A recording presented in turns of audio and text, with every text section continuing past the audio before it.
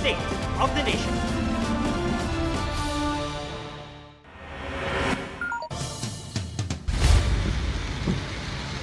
Bumuhos ang malakas na ulan sa ilang bahagi ng Metro Manila ngayong gabi.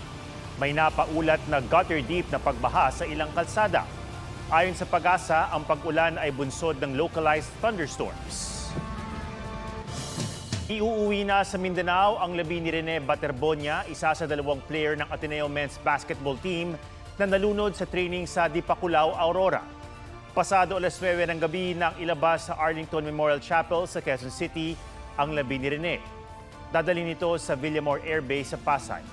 Ayon sa sports agent ni Rene na si Jovin Eusebio, hindi nakalagay sa kabaong ang kanyang labi dahil isasakay ito sa private plane pa Davao. Magkakaroon ng public viewing sa Ateneo de Davao bago dalhin sa kanyang hometown sa Agusan del Sur.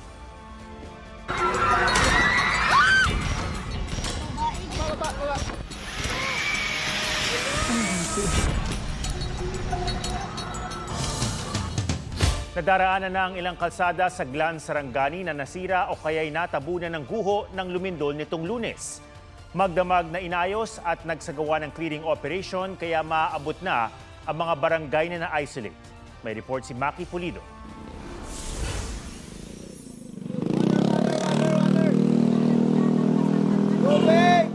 Yan ang hiling ng mga residente sa Glan, Sarangani matapos ang magnitude 7.8 na lindol nitong Lunes. Kaya yan din ang kinasabikan ng dumating ang relief goods sa lugar. Nadaraanan na kasi ang nabiyak na kalsada matapos kumpunuhin ng DPWH. Kaya nakatawid na rin hanggang sa poblasyon ang 5 truck ng DSWD. Sinimula na rin tanggalin ang mga tipak ng bato na humambalang sa kalsada. 8 barangay ng Glan ang na-isolate dahil sa landslide. Kaya para marating, kailangang maglakad sa mabatong baybayin. Ang ilang motorsiklo, binubuhat para maitawid. Kung low tide daw, tulad ngayon, ay malalakaran ito ng mga residente na gustong malampasan yung landslide dun sa may kalsada. Kaya pagka low tide ay sinasamantala nila yung panahon para may tuloy yung kanilang biyahe. Nagkabitak-bitak din at tila nabalatan ang mga gusali ng isang paaralan. Hiling ng mga guro ma-inspeksyon ang mga ito kung ligtas pa rin gamitin. Sa barangay Small Margus, gumuho ang mahigit 200 bahay.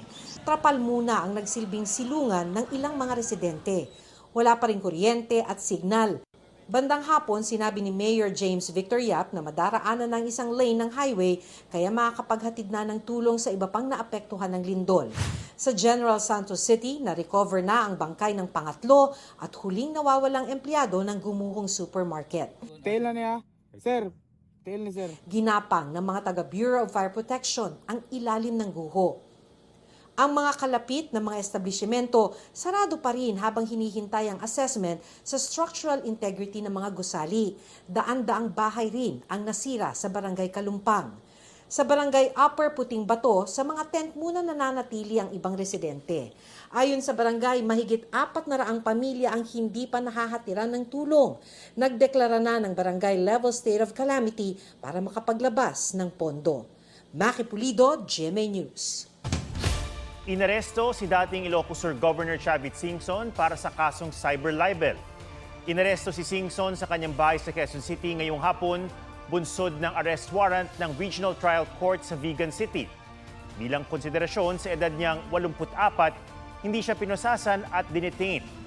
Nakalaya rin siya kalaunan matapos makapagpiyansa ng 60,000 pesos.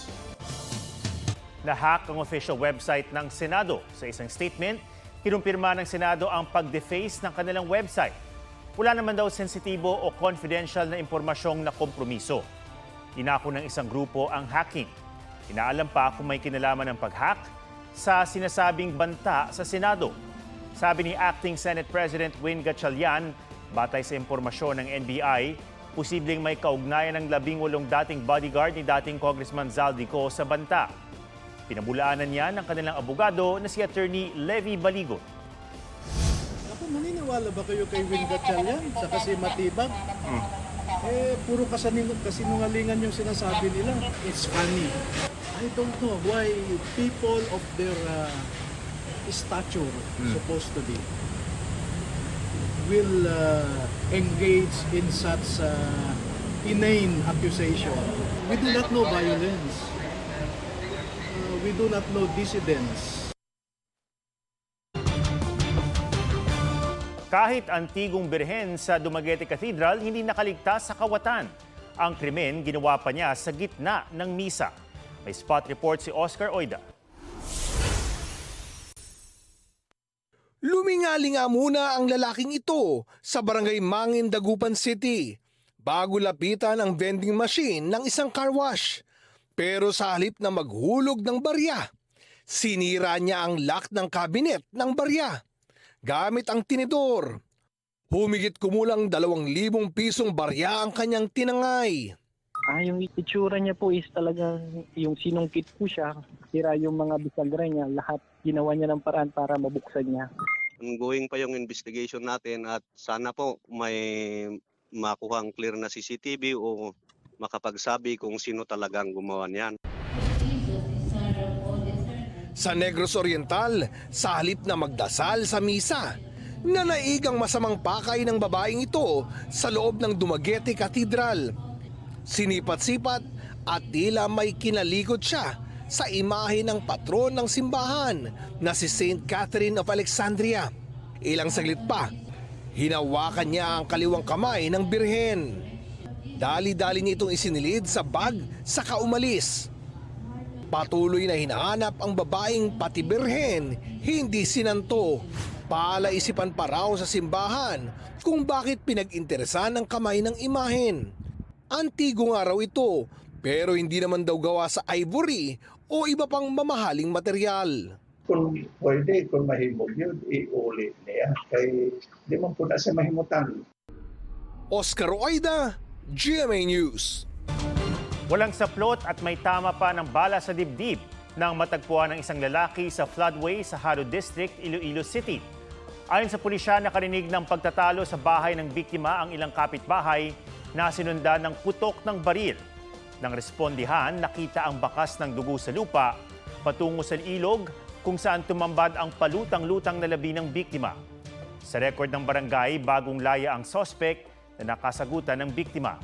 Pinaghahanap siya ngayon. May dagdag singil ngayong Hunyo ang Meralco. Mahigit 14 centavos per kilowatt hour yan. Katumbas ito ng 30 pesos na dagdag sa bill ng mga residential customers na may karaniwang konsumo na 200 kilowatt hour. Paliwanag ng Meralco dahil yan sa tumaas sa generation charge. Nakaapekto rin ang paghina ng piso at mataas sa presyo ng coal at liquefied natural gas. Master Cutter star Max Collins may adorable collab kasama sa Miss Grand International All-Stars first winner Vanessa Pulgari. Recently, sina Kenny Max ang say ng netizens na may hawig sila ni Vanessa. Sabi naman ng Colombian beauty queen sa GMA News Online, "It's an honor for me to look like her." From one collab to another,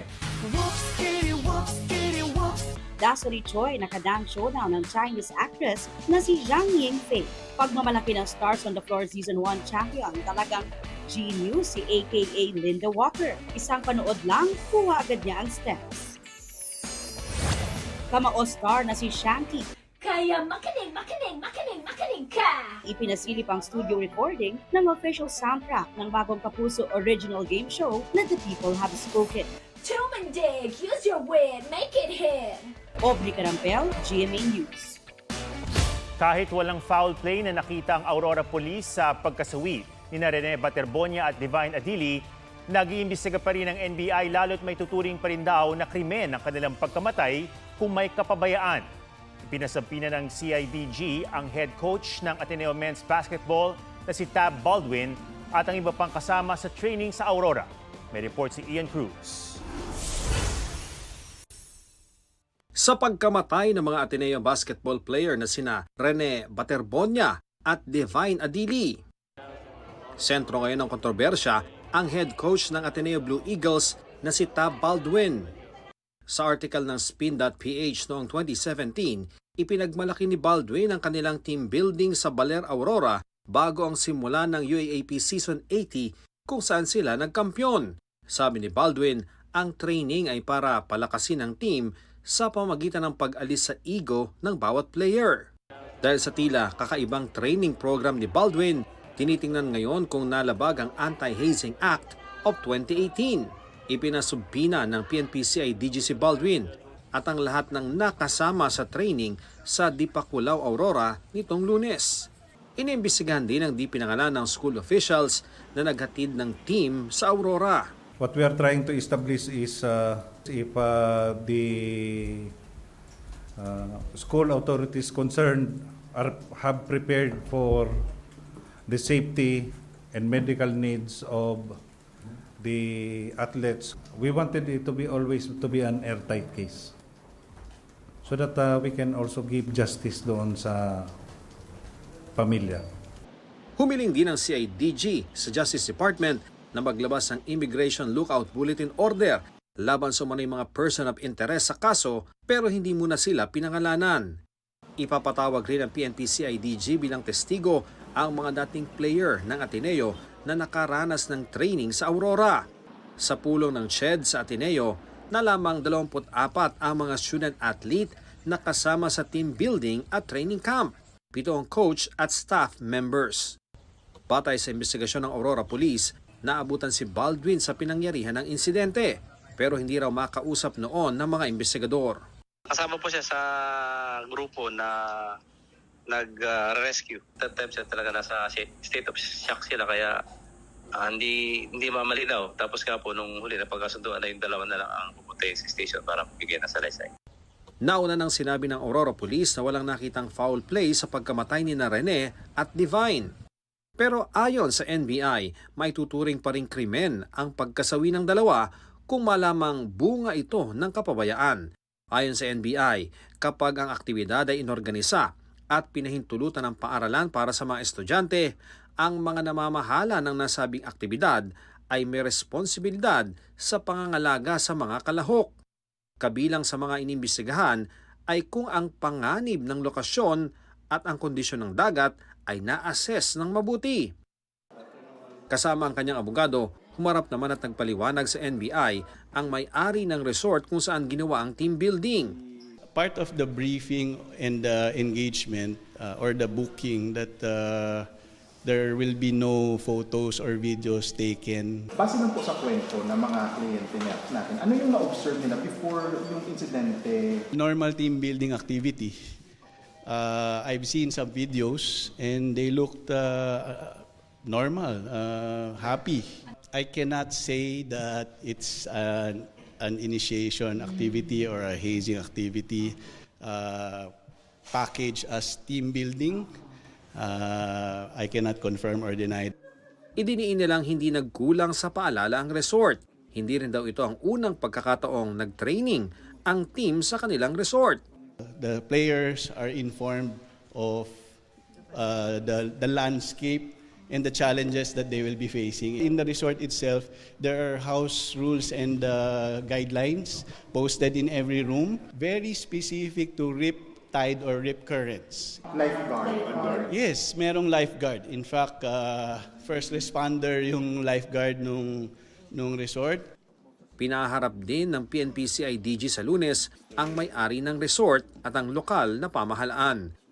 Ang tanong ng chairman ng Philippine Sports Commission, nasaan si Baldwin at bakit hindi siya nagsasalita? Kanina, nakiisa sa candle lighting vigil sa Ateneo si Baldwin kasama ang mga miyembro ng kanilang team. Ito ang kauna-unahang public appearance si Baldwin matapos ang trahedya. Sinusubukan pa siyang kunan ng pahayag. Pero sabi ng Ateneo de Manila University, hiniling nila kay Baldwin na wag munang magsalita para umusad ang mga opisyal na proseso at malaman ang tunay na nangyari. Wag daw sanang ituring nakawalan ng pakialam o malasakit ang pananahimik ni Baldwin. Sa ngayon, ang pinatututukan daw nila kay Baldwin ay ang emotional at psychological welfare ng mga manlalaro, coach at staff na naapektuhan ng insidente, gayon din ang kanyang sariling pagdadalamhati. Ayon sa Ateneo, irerepaso rin ang mga umiiral na athletic protocols. Batay sa investigasyon ng Ateneo, nagko-conditioning exercises ang grupo sa mababaw na bahagi ng dagat nang hampasin ng malalaking alon. Nakaahon daw ang ibang players pero natangay sina Baterbonia at Adili. Wala raw anumang ginamit na pabigat. Siniguro ng universidad na nakikipagtulungan sila sa lahat ng investigasyon ng mga otoridad. Ian Cruz, GMA News.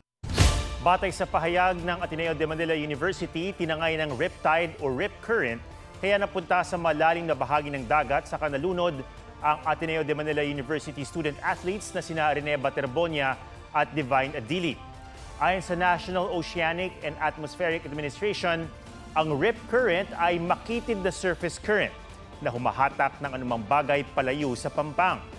May ispata ng rip currents kapag pinagmasdan ng alon. Kung mapansing may bahagi ng dagat na hindi nababasag ang alon, rip current yan. Sakaling mahatak ka ng rip currents, payo ng mga eksperto, mag-relax. Kung kaya mong lumangoy, subukang lumangoy sa gilid ng rip current pabalik sa pampang. Kung ikaw naman ang nasa pampang at nakitang may nalulunod, maging kalmado at humingi ng tulong sa lifeguard o mga otoridad. Kung walang mahinga ng tulong, maghanap ng flotation device o anumang bagay na lumulutang na pwedeng may hagis, at kung kayang di na lumusong sa tubig, mas mabuti. Pero kung kailangang lumangoy para sagipin ang biktima, mas mainam na mayroon kang dalang flotation device. Nakuna ng video ang pamumuo ng Dust Devil sa gilid ng kalsada sa Ligaw City, Albay. Nagpaikot-ikot ang makapal na alikabok hanggang sa mabasag ito ng dumaang sasakyan. Ayon sa mga eksperto, di tulad ng buhawi, mas maliit at mas mahina ang mga Dust Devil na nabubuo sa mga tuyong lugar at kapag mainit ang hangin sa paligid.